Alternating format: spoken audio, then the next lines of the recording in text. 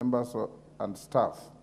The delegation, it gives you discretion to the House of Parliament and wish them fruitful engagements during their stay. I thank you.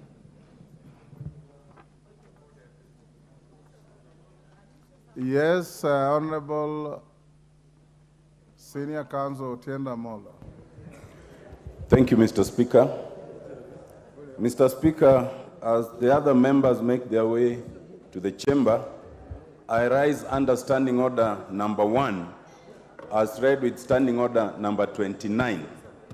If the Honorable Wamboka Wanami will take his seat, I will prosecute my point shortly.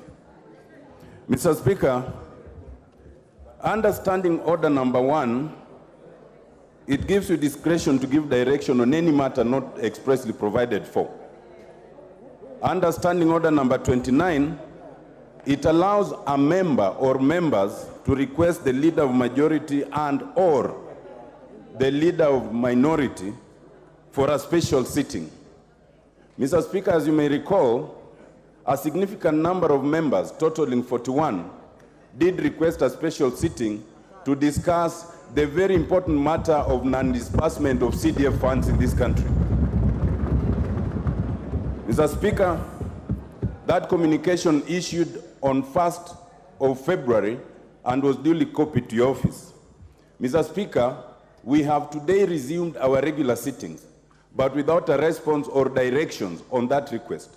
So the first point of direction, Mr. Speaker, is for you to guide where members who themselves are the one to sit request a special sitting and it is not constituted. How should that request be treated? Mr. Speaker, secondly, your direction on another important thing. On the 5th of December 2023, Mr. Speaker, at the continued push by members, you did issue communication, having been given information that the funds would be disbursed before the end of December. That was on 5th of December. It now appears, Mr. Speaker, that the Cabinet Secretary for Treasury may have misled our Speaker.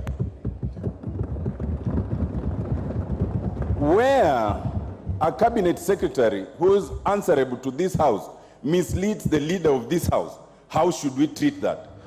Mr. Speaker, I know that we are yet to constitute the House Business Committee. But, Mr. Speaker, this is an important matter where we need direction, because the directions that we are given or we take may well constitute our consideration of whether the House Business Committee as proposed is appropriate or not. Mr. Speaker, with respect, I do not imagine what other businesses we can be discussing when Kenyans are at home, students are at home, because we've not disbursed those funds. Mr. Speaker, without that, I think this sitting should be suspended until further notice. Thank you, Mr. Speaker. Order, honorable members. Honorable OTIENDE AMOLO, Senior Counsel, you have a legitimate point, but your prescription is unnecessarily drastic.